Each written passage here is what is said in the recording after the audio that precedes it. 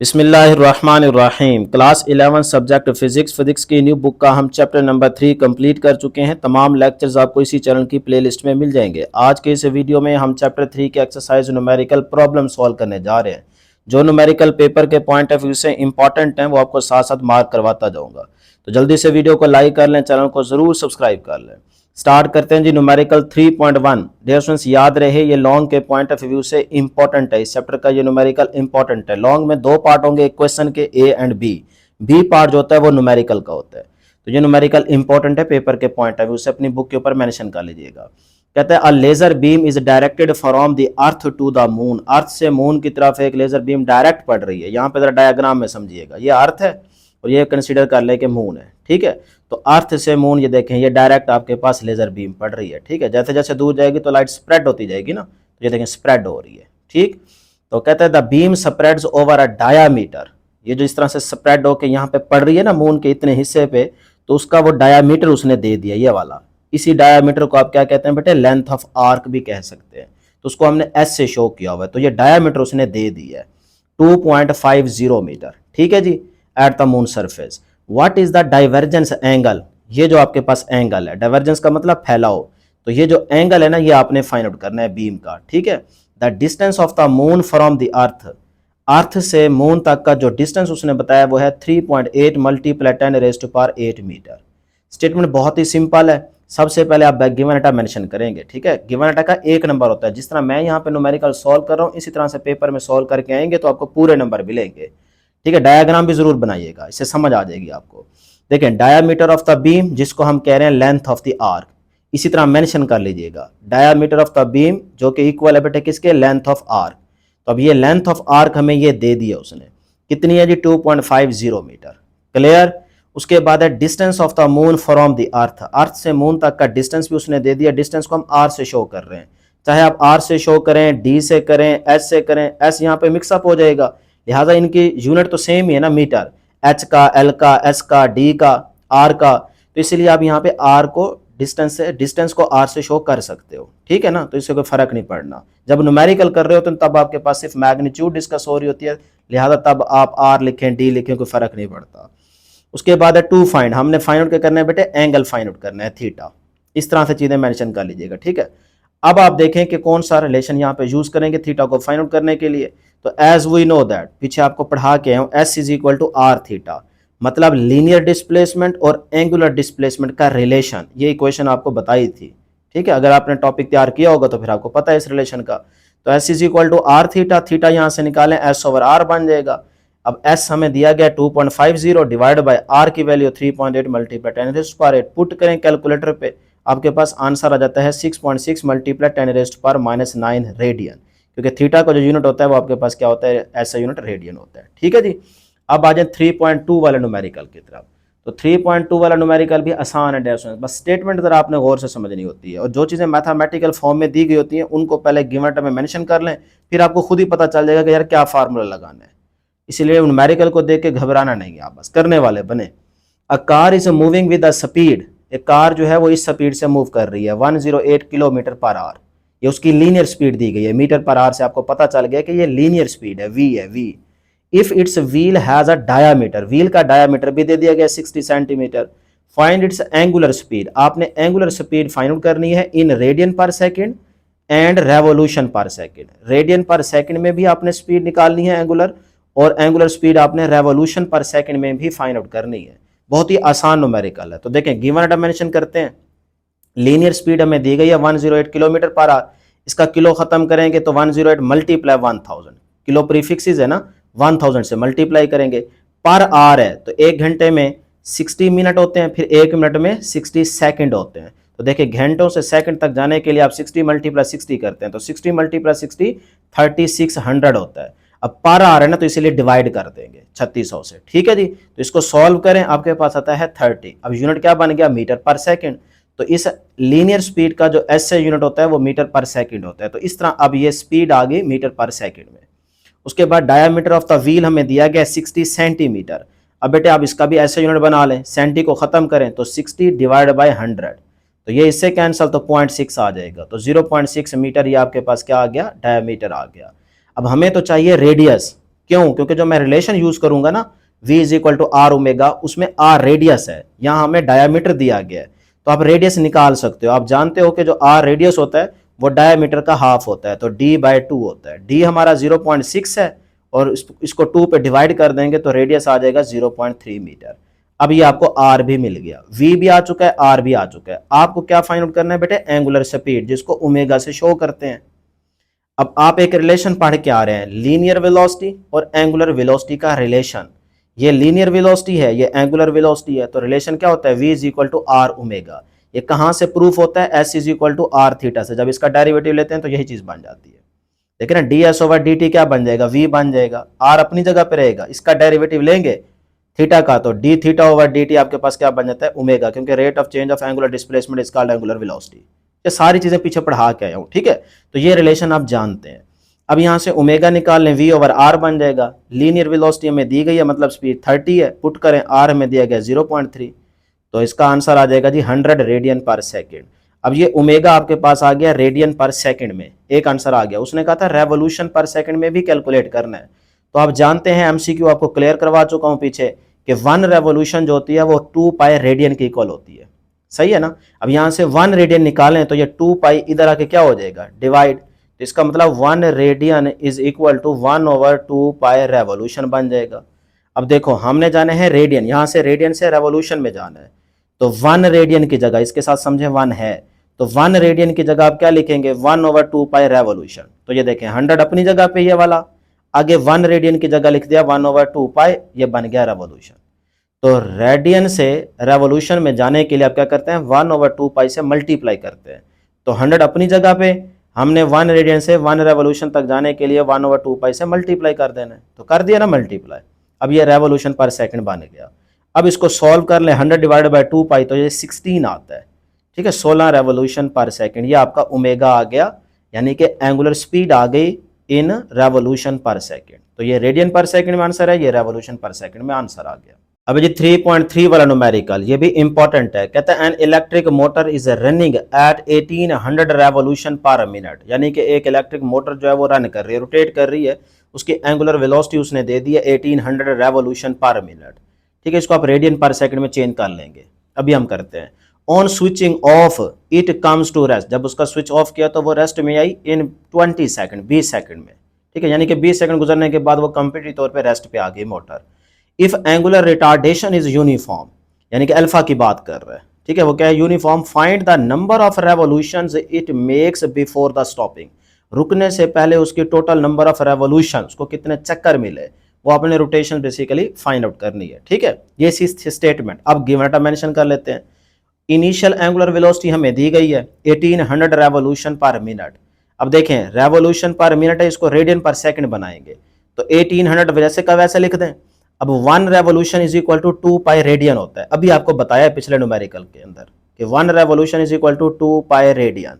तो देखें यहाँ पे 1 रेवोल्यूशन को खत्म करना है तो 2 पाई रेडियन से मल्टीप्लाई कर देंगे, ठीक है? अब पर मिनट है, 1 मिनट में कितने सेकंड होते हैं? 60 सेकंड पर मिनट है ना, इसलिए 60 से डिवाइड कर देंगे, तो अब ये रेडियन पर सेकंड यूनिट बन गया। इसको सॉल्व कर लें, आपके पास ये आंसर आ जाता है, ठीक है? तो रेडियन पर सेकंड में ये एंगुलर वेलोसिटी आ गई। और फाइनल जो आपके पास एंगुलर वेलोसिटी है वो क्या होगी? 0, क्योंकि उस टाइम तो मोटर आपकी रेस्ट में आ चुकी है, ठीक है? इतना टाइम गुजरने के बाद, तो वो आपके पास फाइनल एंगुलर वेलोसिटी 0 हो जाएगी, और टाइम कितना है? 20 सेकंड। ये था गिवन डाटा जो कि हमने मेंशन कर लिया है। अब हमने फाइंड आउट क्या करना है बेटे? वो यहाँ पे मेंशन करेंगे, नंबर ऑफ रेवोल्यूशन, जिसको एन भी कह सकते हो, थीटा भी कह सकते हो। देखो ना, अगर आपके पास है यानी कि रोटेशन है ना बेसिकली, यानी कि यहाँ से चीज चली, यहाँ से घूम फिर के वापसी आ गई, तो 1 रोटेशन कंप्लीट होगी, तो मोटर भी तो रोटेट ही कर रही है ना, तो 1 रेवोल्यूशन, फिर इस तरह से 2, फिर इस तरह से 3, फिर ये 4, फिर ये 5, तो उसको कितने चक्कर मिले हैं टोटल, वो आपने रुकने से पहले पहले उसको टोटल कितने चक्कर मिले हैं वो फाइंड आउट करने हैं, तो उसी को बेसिकली नंबर ऑफ रेवोल्यूशन कह रहे हैं। तो वो एन कह लें, थीटा कह लें, आपकी मर्जी है, तो यही हमने फाइंड आउट करना है, ठीक है बेटे? अब आप यहाँ पे यूज करेंगे third equation of motion in term of angular. देखो ना, थर्ड इक्वेशन ऑफ मोशन होती है 2as is equal to vf square minus vi square. अब हम चैप्टर नंबर 3 पढ़ रहे हैं, इसके अंदर सारी एंगुलर फॉर्म यूज हो रही है, तो फिर a जो है वो अल्फा बन जाएगा, और जो लीनियर डिस्प्लेसमेंट है ये एंगुलर डिस्प्लेसमेंट बन जाएगा थीटा, और जो vf लीनियर वेलोसिटी है फाइनल और इनिशियल, वो एंगुलर वेलोसिटी फाइनल और इनिशियल बन जाएगी। तो ये basically third equation of motion ही है, ठीक है। अब इसमें देखें हमारे पास अल्फा नहीं है, अगर अल्फा हम कैलकुलेट कर लें तो थीटा इजीली फाइंड हो जाएगा, क्योंकि ये चीजें तो हमें गिवन है। तो बस फिर अल्फा पहले निकाल लेते हैं। तो अल्फा बेटे एंगुलर एक्सेलरेशन का क्या फार्मूला होता है, rate of change of angular velocity, यानी कि omega F minus omega I divided by delta T. अब ओमेगा एफ 0 है, पुट कर दें, ओमेगा आई 188.5 है, डिवाइडेड बाय टाइम कितना है 20। इसको सॉल्व कर लें, आपके पास आता है -9.425 रेडियन पर सेकंड स्क्वायर। ये अल्फा आ गया, एंगुलर एक्सेलरेशन आ गया। अब आप देखें स्टेटमेंट के अंदर उसने क्या कहा था, angular retardation is uniform. Angular retardation का मतलब यही है कि नेगेटिव एक्सेलरेशन आना चाहिए एंगुलर। तो ये देखें ये नेगेटिव आ चुका है, तो इसका मतलब हमने बिल्कुल सही वैल्यू निकाली है। क्लियर बेटे। अब आप इक्वेशन 1 दोबारा लें, इसमें से थीटा निकाल लें। तो नाउ इक्वेशन 1 बिकम्स, ये वाली इक्वेशन में बेटे दोबारा लेने लगा हूं यहां पे, ठीक है। ये देखें जी, now equation 1 becomes 2 alpha theta is equal to omega f square minus omega i square, ठीक है जी। अब 2 एज इट इज, अल्फा की वैल्यू पुट करें, थीटा अपनी जगह पे रहेगा, ओमेगा एफ की वैल्यू पुट करें, ओमेगा आई की वैल्यू पुट करें, इन दोनों को मल्टीप्लाई करें, ये आ जाएगा, साथ में थीटा रहेगा और इसका आप स्क्वायर लेंगे तो ये आपके पास वैल्यू आ जाएगी, माइनस माइनस से कैंसिल हो जाएगा। उसके बाद थीटा यहां से निकाल लें, ये वैल्यू मल्टीप्लाई और ये थीटा के साथ इधर जाके डिवाइड हो जाएगी। यहां तक क्लियर है बेटे। अब देखें ये आपके पास थीटा का आंसर आ गया रेडियन में। अब उसने कहा था कि आप नंबर ऑफ रेवोल्यूशंस निकालें, मतलब कि एन या थीटा, लेकिन रेवोल्यूशन में। तो आपके पास ये रेडियन है, तो फिर आप जानते हैं कि 1 रेडियन टू रेवोल्यूशन जाना हो तो 1/2 पाई से मल्टीप्लाई करते हैं। तो ये जो 1885 है, इसको बेटे मल्टीप्लाई कर दें 1/2 पाई से। तो ये देखें मैंने यहाँ पे मल्टीप्लाई कर दिया, या कह लें 2 पाई से डिवाइड कर दें, बात तो एक ही है। तो इस तरह से आप रेडियन से रेवोल्यूशन में आ जाएंगे। अभी आपको सिखाया दोनों न्यूमेरिकल में, पिछले में भी और इसमें भी। तो बेटे ये आप इसको सॉल्व करें, आपके पास आता है 300 रेवोल्यूशंस। तो ये देखें एन या थीटा कह लें, आपके पास रेवोल्यूशंस टोटल कितनी आ गई, 300 आ गई। तो ये आपका फाइनल आंसर होगा। अब जी 3.4 वाला न्यूमेरिकल याद रहे, ये लॉन्ग के पॉइंट ऑफ व्यू से इस चैप्टर का इंपॉर्टेंट न्यूमेरिकल है। मेंशन कर लें अपनी बुक के ऊपर कि ये पेपर के पॉइंट ऑफ व्यू से इंपॉर्टेंट है। कहता है स्ट्रिंग 0.5 मीटर लॉन्ग, यानी कि एक रस्सी जिसकी लेंथ उसने दे दी है 0.5 मीटर। ये बेसिकली सेंट्रीपिटल फोर्स वाले टॉपिक से ही न्यूमेरिकल बनाया गया, ठीक है ना। तो वहां पे आपको पता है ना कि एक स्ट्रिंग के साथ स्टोन को अटैच करके इस तरह से हमने घुमाया था, ये सेंट्रीपिटल फोर्स की एग्जांपल दी थी। तो वही यहाँ पे बात कर रहा है। Long holding a stone can withstand maximum tension of 35.6 Newton. ये जो रस्सी के अंदर खिंचाव आया है उसी को आप टेंशन कहते हैं, और वो आपको यहाँ पे उसने टेंशन मैक्सिमम बता दी है 35.6 Newton. Find the maximum speed at which a stone of 0.5 kg, और जो स्टोन का मैस है ना वो है 0.5 kg। अब वो कितनी स्पीड से घूम रहा है वो आपने basically maximum speed find out करनी है, ठीक है। उसके बाद with it in a vertical circle, और फिर वर्टिकल सर्कल में ही वो घूम रहा है, आपने उसकी स्पीड बेटे फाइंड आउट करनी है, मतलब कि आपने v बताना है कि वो कितना है। तो बाय गिवन डाटा पहले मेंशन करेंगे। लेंथ ऑफ द स्ट्रिंग हमें दी गई जिसको हम r से शो कर रहे हैं, क्योंकि यहाँ पे ना सेंटीमीटर फोर्स भी यूज हो रही है, तो लिहाजा हम यहाँ पे लेंथ को r से शो करेंगे। तो r is equal to 0.5 metre, ये हमें दे दिया। मैक्सिमम टेंशन भी उसने बता दिया 35.6 न्यूटन, ठीक है जी। मैस ऑफ द स्टोन भी उसने बता दिया 0.5 kg। ये आपके पास लेट कर ले वर्टिकल सर्कल है, तो उसके अंदर यहाँ पे आपको पता है कि जब वो बॉटम पे पहुंचेगा यहाँ पे स्टोन, तो उस रस्सी के अंदर मैक्सिमम खिंचाव आएगा, तो वो टेंशन या कह लें कि मैक्सिमम जो खिंचाव है वो क्या होगा बेटे, टूवर्ड द सेंटर। तो ये आपके पास रस्सी के अंदर टेंशन है, तो ये मैंने यहाँ पे लिख दिया मैक्सिमम टेंशन, उसकी डायरेक्शन ये है, ठीक है। तो वो मैक्सिमम टेंशन जो है वो तभी आएगी जब आपका स्टोन जो है वो बॉटम पे होगा। यहाँ अगर होगा टॉप पे तो वो मिनिमम होगी टेंशन, यहाँ मैक्सिमम होती है। तो उसने मैक्सिमम की बात की है, तो लिहाजा यहाँ पे मैंने वो पॉइंट ड्रॉ कर रखा है। और उस स्टोन का जो वेट होगा वो वर्टिकल डाउनवर्ड एक्ट करेगा, तो वो आपको उसने मैस उसका बता दिया 0.5 kg। लें जी टू फाइंड, आपने स्पीड फाइंड करनी है v। तो अब डियर स्टूडेंट्स यहाँ पे हम सेंटीमीटर फोर्स का रिलेशन यूज करेंगे, लेकिन सेंटीमीटर फोर्स यहाँ पे एक्ट कर रही है कि नहीं कर रही, कर रही है। कोई बॉडी जब सर्कल में घूम रहा होता है तो वहां पे सेंटीमीटर फोर्स तो एक्ट करती है ना, तो इसका मतलब इन दोनों फोर्सेस का सम जो है वो सेंटीमीटर फोर्स के इक्वल होगा। तो centimetre force is equal to maximum tension, ये भी फोर्स है, और वेट भी क्या है, ये भी आपके पास फोर्स है। तो वेट की डायरेक्शन डाउनवर्ड है और मैक्सिमम टेंशन की डायरेक्शन अपवर्ड है, तो दोनों में से किसी एक के साथ आपको माइनस लगाना पड़ेगा, ठीक है। तो इन दोनों फोर्सेस का सम जो है वो सेंटीमीटर फोर्स के इक्वल होगा। तो अब यहाँ पे देखें मैक्सिमम टेंशन हमें दे दी है, वैल्यू पुट कर दें। वेट mg होता है, m की वैल्यू उसने बता दी है, g हमारे पास 9.8 होता है, इसको जरा सॉल्व करें तो आता है 30.7 न्यूटन। तो ये आपके पास सेंटीमीटर फोर्स की वैल्यू आ गई। अब आप यहाँ पे सेंटीमीटर फोर्स का फार्मूला यूज करेंगे। As we know that centimetre force is equal to M V square over R होता है। यहाँ से v निकाल लें तो v स्क्वायर अपनी जगह पे, r इधर आके मल्टीप्लाई हो जाएगा और m मल्टीप्लाई हो रहा है इधर आके डिवाइड हो जाएगा। बेटे ये आपके पास v स्क्वायर का रिलेशन आ गया, जबकि हमें क्या चाहिए, जस्ट v चाहिए। तो taking square root on both side, तो दोनों साइड्स पे ना आप क्या लेंगे बेटे, स्क्वायर रूट ले लेंगे। तो देखें इधर भी स्क्वायर रूट इधर भी स्क्वायर रूट, तो वो स्क्वायर रूट से कैंसिल हो गया इस साइड पे, यहाँ पे ये चीज स्क्वायर रूट में आ गई। अब आप यहाँ पे वैल्यूज पुट कर दें, r की भी है, fc की भी है, m की भी है, इसको मल्टीप्लाई करके सारे की स्क्वायर रूट लेंगे तो 5.5 मीटर पर सेकंड ये आपके पास स्पीड आ जाएगी। लो जी आंसर आ गया। उसके बाद है जी 3.5 वाला न्यूमेरिकल, इसको भी जरा देखिएगा गौर से। कहता है the fly wheel of an engine is rotating at a 2100 revolution per minute. बस ये जो मैथमेटिकल फॉर्म दी गई होती है ना यहाँ पे, ठीक है, वैल्यूज दी गई होती हैं, इनको आप जल्दी से गिवन डाटा में मेंशन कर लिया करें, फिर आप देखा करें कि भाई कौन सा फार्मूला यहाँ पे यूज हो रहा है।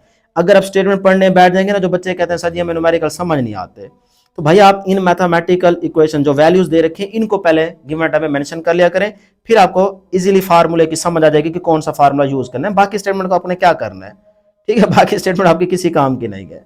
अच्छा जी, उसके बाद कहते हैं when the power sources is shut off what torque is required to the stop it in 3 minutes.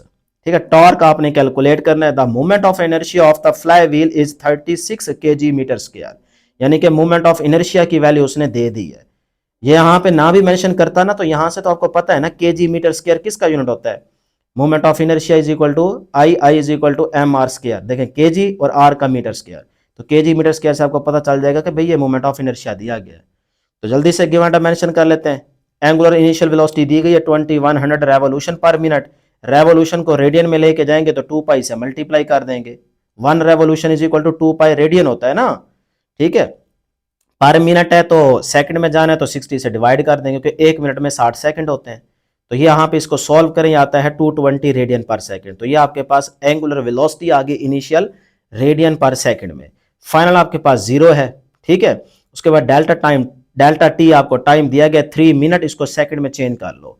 1 minute में 60 सेकंड होते हैं, तो 3 × 60 करेंगे तो ये आपके पास 180 आ जाएगा, ठीक है जी। तो 180 सेकंड ये आपके पास टाइम आ गया है। उसके बाद मूवमेंट ऑफ इनर्शिया दिया गया है, तो यहाँ पे मैं मूवमेंट ऑफ इनर्शिया भी मेंशन कर लेता हूँ। फिर उसके बाद सोचते हैं कि भाई यहाँ पे टॉर्क को कैलकुलेट करने के लिए क्या फार्मूला यूज करेंगे। तो ये देखें मूवमेंट ऑफ इनर्शिया में दिया गया I 36 kg metre square. To find, हमने टॉर्क फाइंड आउट करना है बेटे। तो as we know that torque is equal to I alpha, ये रिलेशन हम जानते हैं, पीछे आपको पढ़ा के आया हूँ। अगर टॉपिक आपने तवज्जो से सुने हैं, लेक्चर आपने पूरी तवज्जो से सुने हैं, नोट किए हैं, तो फिर तो मेरा ख्याल है न्यूमेरिकल आपको खुद सॉल्व कर लेने चाहिए। तो torque is equal to I alpha, लेकिन अब आई तो है अल्फा नहीं है, तो अल्फा है एंगुलर एक्सेलरेशन, तो उसका फार्मूला यूज करें omega F minus omega I delta divide by delta T. Omega f की वैल्यू, ओमेगा आई की वैल्यू और डेल्टा टी की वैल्यू पुट करें, सॉल्व करें, आपके पास अल्फा आ जाता है। अब आप दोबारा इक्वेशन 1 लें, torque is equal to I alpha, I की वैल्यू पुट करें, अल्फा की वैल्यू पुट करें, दोनों को मल्टीप्लाई करें, तो आपके पास ये आंसर आ जाता है टॉर्क। और टॉर्क का यूनिट क्या होता है, न्यूटन मीटर। लो जी, ये आपके पास न्यूमेरिकल सॉल्व हो गया। उसके बाद 3.6 वाला जो न्यूमेरिकल है ना, याद रखिएगा ये शॉर्ट के लिहाज से इंपॉर्टेंट है। न्यूमेरिकल भी आ सकता है, यानी कि लॉन्ग शॉर्ट दोनों के लिहाज से ये न्यूमेरिकल इंपॉर्टेंट है, बहुत ही आसान है ना, इसलिए कह रहा हूँ। What is the moment of inertia of a 200 kg sphere. एक सफेयर जिसका उसने मोमेंट ऑफ इनर्शिया दे दिया है बेटे, सॉरी मैस दे दिया है, क्योंकि केजी मीटर स्क्वायर नहीं है ना, सिर्फ केजी है, यानी कि मोमेंट ऑफ इनर्शिया आपने फाइंड आउट करना है। मैस उसने दे दिया है 200 kg सफेयर का, हुज डायामीटर इज 60 सेंटीमीटर, और उस सफेयर का जो डायामीटर है वो 60 सेंटीमीटर है। तो ये देखें जी, आपने मोमेंट ऑफ इनर्शिया कैलकुलेट करना है, तो बहुत ही आसान, गिवन डायमेंशन करते हैं। मास ऑफ स्फेयर हमें दिया गया 200 kg, radius of sphere r is equal to 60 centimetre है। सेंटी को खत्म करें, 60 डिवाइड बाय 100 कर दें, सेंटी को खत्म करने के लिए 100 पे डिवाइड करते हैं, तो 0.6 मीटर आ जाएगा। लो जी, m भी है r भी है, तो moment of inertia find out करना है। As we know that sphere का मोमेंट ऑफ इनर्शिया क्या होता है, याद करवा चुका हूं, 2/5 mr स्क्वायर। तो 2/5 एज इट इज, m की जगह 200, r की जगह 0.6 होल का स्क्वायर आ जाएगा। तो इसको सॉल्व करें बेटे, आपके पास 28.8 kg मीटर स्क्वायर आ जाता है। तो ये आपके पास मोमेंट ऑफ इनर्शिया आ गया। अब जी 3.7, ये न्यूमेरिकल भी इंपॉर्टेंट है, याद रखिएगा। A satellite is orbiting the earth at an altitude, altitude का मतलब हाइट उसने दे दी है 200 किलोमीटर। सही है, बस ये चीजें जल्दी जल्दी देखा करें, फिर फौरन से आपको फार्मूले का पता चल जाएगा। Assuming the earth radius is 6400 kilometre, यानी कि अर्थ का जो रेडियस है और वो हमें दे दिया 6400 किलोमीटर। नाम भी देता तो हम ये जानते हैं, ये कांस्टेंट वैल्यू, ये आप याद रख लें, नाम भी दे तब भी आपको पता होनी चाहिए। Find the orbital speed of the satellite, satellite की आपने ऑर्बिटल स्पीड फाइंड आउट करनी है। अब ऑर्बिटल स्पीड का फार्मूला, अगर ऑर्बिटल वेलोसिटी का टॉपिक याद है तो आपको फार्मूला पढ़ाया था कि square root G M over R, ठीक है, तो बस वही फार्मूला यूज करेंगे, आंसर आ जाएगा। लें जी, गिवन डाटा मेंशन करते हैं, अल्टीट्यूड एच में दिया गया 200 किलोमीटर, किलो को खत्म करें यहाँ से, ठीक है, या भी रहने दें, एंड पे खत्म कर देंगे, जब आर निकालेंगे तब खत्म कर देंगे। तो एच आ गया, रेडियस हमें दिया गया अर्थ का 6400 किलोमीटर, सही है। टोटल डिस्टेंस हमारे पास क्या होता है, आर, यानी कि रेडियस ऑफ ऑर्बिट है, ये छोटा आर जो है ना, ये रेडियस ऑफ ऑर्बिट है, ये रेडियस ऑफ अर्थ है।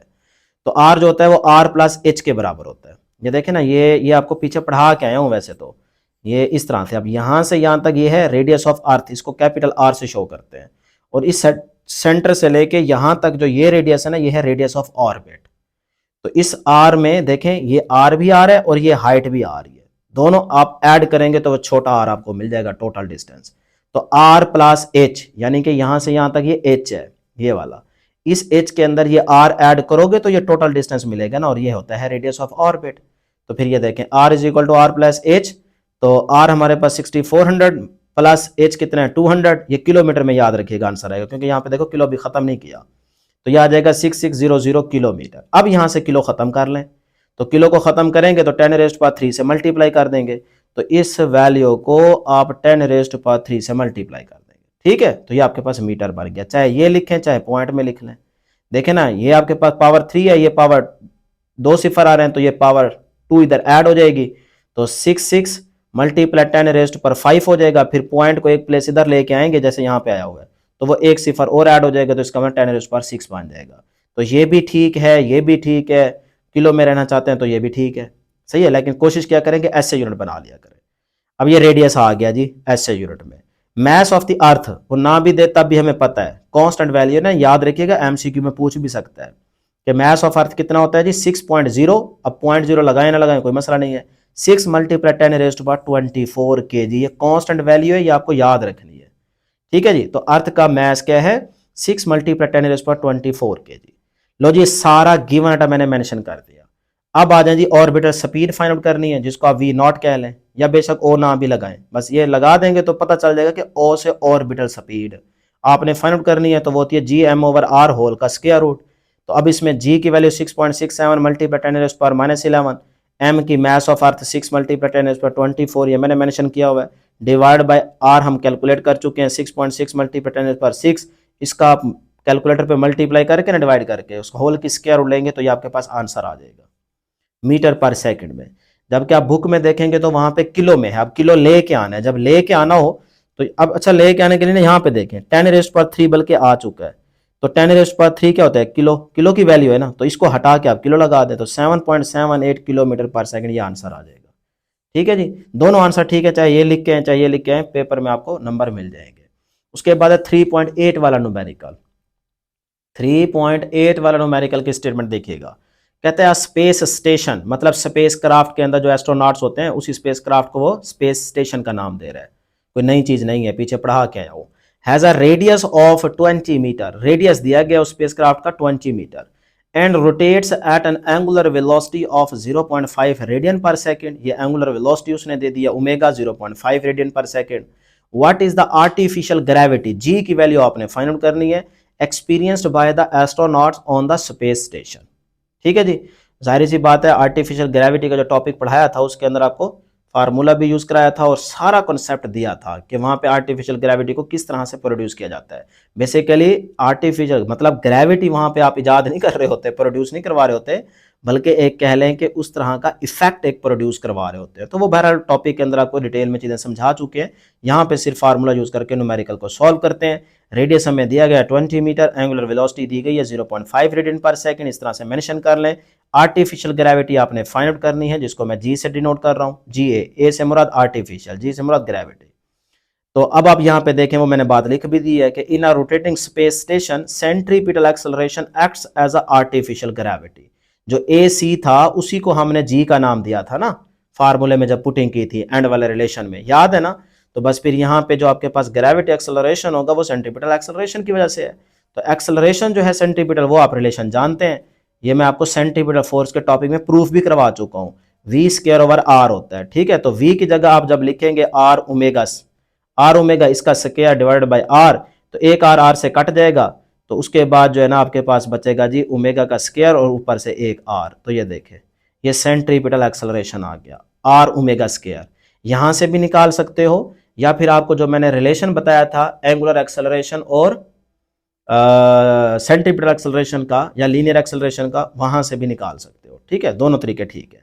लें जी, सेंट्रीपिटल एक्सेलरेशन क्या होता है, आर ओमेगा स्क्वायर, ये देख सकते हैं, प्रूफ करा दिया। तो आर की वैल्यू पुट की, ओमेगा की वैल्यू पुट की, दोनों को मल्टीप्लाई करें जी 5 आ जाएगा। तो ये आपके पास जी के वैल्यू आ गई, यानी कि आर्टिफिशियल ग्रेविटी आ गई 5 रेडियन पर सेकंड स्क्वायर। ये इंपॉर्टेंट न्यूमेरिकल है 3.8 वाला, याद रखिएगा।